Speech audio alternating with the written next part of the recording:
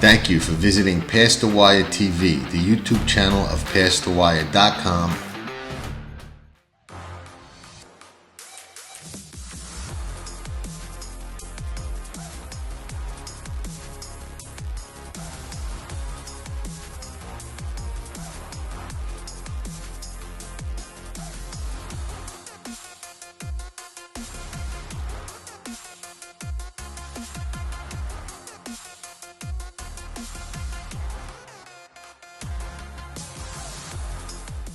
Buongiorno everybody, day 7, Saratoga Today from Past the Wire. I'm John Stetton. We are moving along.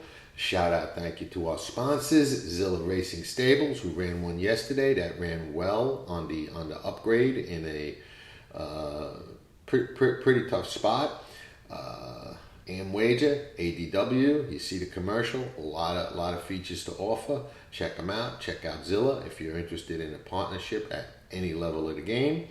And I'm a little happy, even though I didn't win yesterday. My horses that I liked were not eased, so I figured I'm on the improve, and I figured, liking two horses in such a short period of time that were eased, there was no way to go but up. So we went up.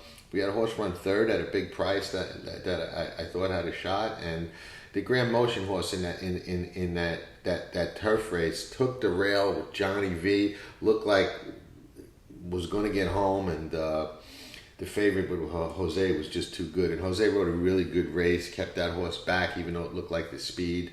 He really rode a good race, and I think that if Motion's horse, I think the Cat's Pajamas, was on the outside, might have had a chance to win because she was battling back on the inside. And when she took the lead, I like to watch races very closely. When she took the lead up the rail like that on the inside and got clear, kind of looked like she pulled herself up a little bit and was waiting on horses. And then when the other horse, the favorite, Albatrani's horse, got ahead of her, she kind of pinned her ears and was kind of fighting back on the rail. Couldn't beat her from that position, but on the outside it might have been a little bit different because I think she was a little disadvantaged on the inside, but she ran okay. Today, moving along into day 7, couple of interesting things to talk about. Workouts. I don't know where everybody else values them or places them in their arsenal of handicapping tools.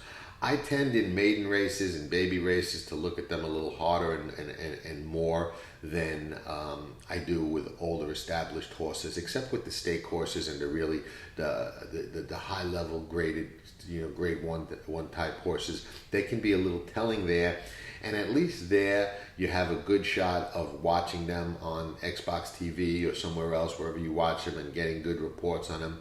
But a lot of times with claiming horses and other workouts, I don't put as much stock into it as I do watching replays and past performances and things like that.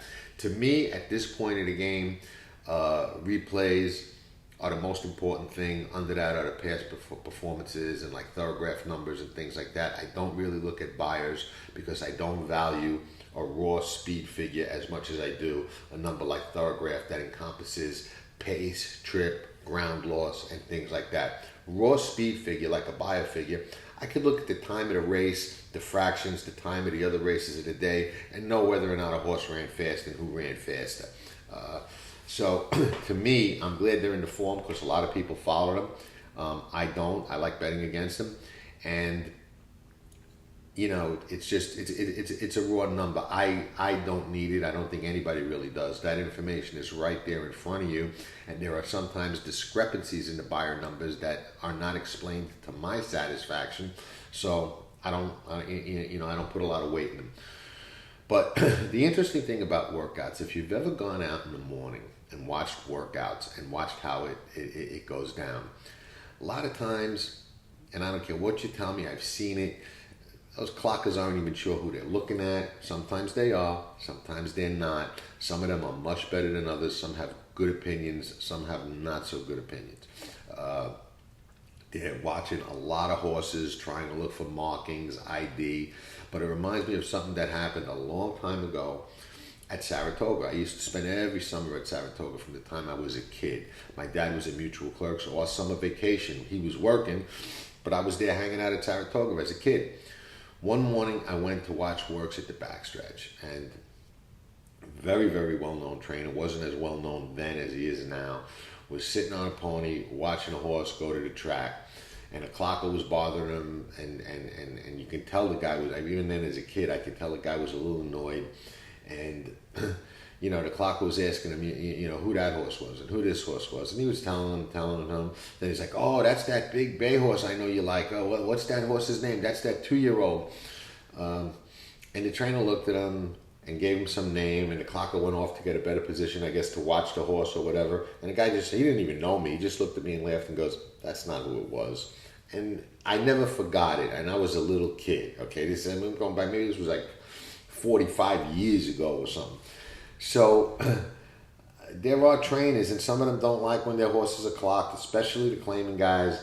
So I tend to value the opinion of a couple of clockers. Bruno, I think, is good if he's looking at the right horse. Excuse me. I think he knows what he's looking at. He gives a lot of good and valuable insight. Some of the others, not so much. The ones that are betting a lot, I don't really want information from anybody who's betting a lot and betting all over the place, that's clocking horses and giving that kind of information out. So with that, I do read the reports because I like to know what people are saying, and a lot of times it tells you where the money is or is not going to go in certain races. And me, I'm contrarian. I like betting against those popular opinions sometimes. Sometimes they're right. Like Clement's horse, Derry Name, yesterday, everybody knew the horse was working fast. There was a lot of hype about the horse. And, the horse win at even money. You follow the money. You don't really need a clocker or anybody to tell you that a horse like that is live, because the board will tell you with the kind of money that the horse is taking. So, that's how that plays out. But for me, I put workouts low on the list. I think, like when we're watching the Derby horses and the Breeders' Cup horses, and Xbox TV is showing all those works, and you see them that way, I think that's something that, as a handicapper and a bettor and a student of the game, you should be watching yourself and taking notes on and forming your own opinion on what you're seeing, as opposed to seeing something else. And I'm not disparaging or knocking workout reports. What I'm saying it's tough to put a lot of emphasis on is those little numbers you see in the past performances at the bottom, 48 breezing, or 50 breezing, or 49 handily, or stuff like that. There's not a lot you can tell from that, and I'm not even sure how accurate it is. If we know that we watch races that they openly tell us the time is not right, we had a hand time this one, the fractions are not right, you think those little workout numbers at the bottom is something that you can bank your money on with any degree of confidence? I don't. So with that said, I say that because with these 2-year-old baby races, I like to look at the workout reports to kind of know which way certain people are going to go.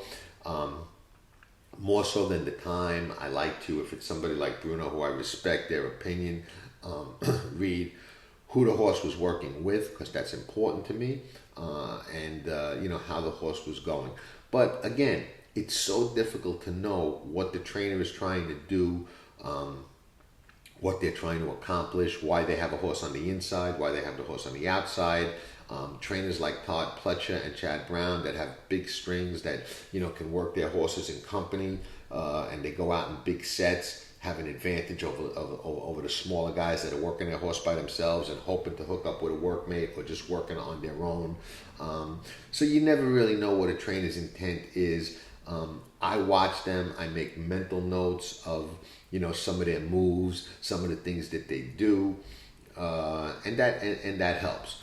The other thing I wanted to talk about real quick, which is great to talk about, especially at Saratoga, and it happens all year long, and it's something that I've discussed with both Bob Baffert and Chad Brown, and both had the same thing to say, and we know it because we see it ourselves, so they're not going to tell us anything that we don't already know. But Bob told me often he gets beat the same way we do by the other Baffert, and we laughed about it.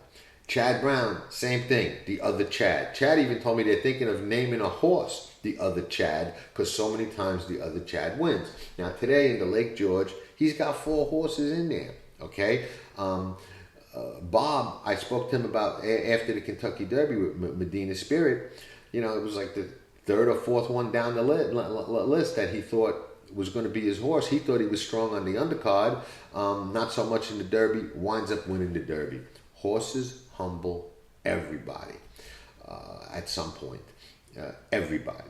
So, and repeatedly. So you know, we take that in a grain of with a grain of salt, and we look for value to negate that. We're all, everybody, every one of us, no matter how good you are, is going to be wrong more than you're right. So the key to beating this game and coming out ahead and surviving it is when you're right, make it count. Okay, which is why I bet the way that I bet, and I'm willing to cash more tickets but win more money. Cash less tickets but win more money, because I think that's something you have to embrace. But with Chad having form in there, we'll talk about that race in a minute. But we have to understand. Sometimes you got to decipher that, and you know. Is this one pointing for this race? Is that one pointing for that race? Those are things that we really don't know. We can guess on. So how do you handle those? We'll get back to that. Let's look at a few spots on today's card. In the first race, I got what I wouldn't really call it a stab, but a horse that I know has been working okay, pretty good, showing a little bit of speed.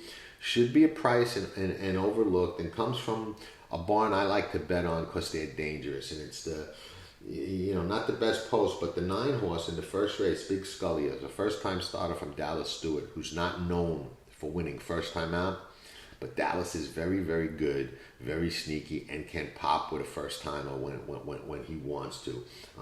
I believe this horse is well bred, but it's Louisiana bred, so I think it's going to get a little bit overlooked. You've got a heavy favorite in there, Norm Cassie's horse, who's also working well. According to the quote clockers, the 1, 2, 3, 7, 8, 9 are working well. 4, 5, 6, not so much. So, stay tuned. We'll see how that plays out. But I am kind of a little bit drawn to the 9. I got a feeling this horse can pop first time out. I got a feeling it's got some speed. Looks like it's going to come out running to me. And I think Dallas Stewart is very dangerous and sneaky and can pop with a horse like this at Saratoga. And he's done it. I think a couple of years ago when I was up there, he won with a 2-year-old named, I want to say Classy John maybe, the first time out of the box, that I think was also a Louisiana bred that he snuck in with. And I'm just going off memory, but the horse come out running, and I was actually there that day. And, he's dangerous, and I got a feeling this one might be a live one in the first race. Another horse that I'm looking at today is in the 5th race. Again, coincidentally, the 9 horse, Sand and Sea. It's a 3rd time starter in a 5.5 furlong turf race from Bill Mott. But it's the first time the horse who's bred for the turf gets on the turf. Now this one I've heard about and I knew was working well going into the last 2 races, and has done some good work in the morning. Both of those races came off the turf, showed a little speed. I don't think the horse is a dirt horse. I think she's very eligible to run much better on the grass. Hopefully they forget about her a little bit. She's 10-1. And you see that a lot. You get these horses that get bet once or twice and then people give up on them. But this one I think was meant for the grass. Gets the chance to get onto the grass today. Looks like there's some other speed in there. These horses have had a start or two, some of them. So it looks like there's some speed in there, and she's on the outside. But Junior's riding good, and maybe she can sit a trip, or maybe she can be faster than them. But I think she's definitely worth a look getting onto the grass. Moving along to the Lake George, mile grade 3 with 4 Chad Browns out of 10 horses. So he's got 4 to 10, six outsiders. I thought in handicapping the race that and they all look like they have potential. And I think David Aragona does the morning line for Saratoga. I think he got it right as far as how these horses are regarded. None of them are the favorite. Jouster is the favorite for Todd Pletcher, who I think is a must-use. Should get the lead, and at a mile, very, very, very dangerous. And she's a nice grass filly. She might not be top tier, grade 1 type. She might be later on, but I think she's dangerous on the engine for sure. Especially with Luis Saez, who's one of my favorite riders on the front. But of the two Chads, I thought Amy C, who won the U.S. debut with a very slow pace in front of her, rallied up on the outside, went around horses and won and got up, is definitely one that's eligible to improve significantly. I don't worry about that, quote, Euro bounce so much with Chad's horses. And I thought Technical Analysis is a nice horse. I'm a little bit head scratching on the last effort. I thought she would have and should have run better. I don't think she had as much trouble as some people are saying. It's my opinion, but I think she can improve. Manown on the outside also looks like one that can improve. I just have a feeling the other two might be a little bit better than her. So if I was betting a pick 4 or pick 5 or pick 6, and I'm probably going to do something like that today because I like a horse a little in the last race also, I would use those 3. I would use Jouster, Technical Analysis, and Amy C. Be a little worried about Manown beating me. I don't think Fluffy Socks is as good as the other 3 Chad Brown horses. But you never know. And there's other horses in there too that are dangerous. Toby's Heart turns out might not be a sprinter. I was looking at the 9 Navaton. I was looking at a bunch, but I would probably settle on those 3. If I did put another horse in, it would probably be the 9 Navratilova, Rusty Arnold's horse, because I think that horse is really, really well bred. I remember the mare sent to court. A lot of you probably do as well. And I think that horse can be a little bit dangerous in there too, so that might be the 4th one I would go to. So that would be a spread race for me, obviously. And the reason I would be able to do that, because in the last race, I like the 2 Wesley Ward's cutback horse. 2 mile maiden special weight races, now cuts back to a maiden 55.5 furlongs on the turf, drawn inside. Not going to have the speed to compete with some of these other ones that are coming out of the sprints early. So Rosario's going to be back off the pace on the inside. Hopefully he can swing her out and make a run out of those maiden specials into the maiden claimer. Should be a fair enough price. It looks like there's a couple of horses in there that got some pace, so it should be lively in front of her. And hopefully she can rally into it. Rosario is a strong finisher. If she doesn't get bottled up on the inside and gets out, I think she could be coming late. Tomorrow we're going to have a challenge. Not the best card for Saratoga Saturday. We got a Coaching Club American Oaks with 4 horses, and one of them that looks like going to be awfully tough to beat in Malathat, but I will spend some time figuring out a way to find some value or a way around making some money in that race. Look for some other spots. For those inclined, on Past the Wire, you can check out our tracking trips section. There's samples of what it offers on the site as far as trip notes and things like that. We'll be back with more tomorrow, rolling along. We're going to get hot at some point. At least we didn't get eased yesterday. That's an improvement. We're going in the right direction. We're like a horse whose pattern's going up. So pretty soon we'll hit it. Thank you everybody for tuning in. Enjoy the races. We will be back mañana, and ciao for now.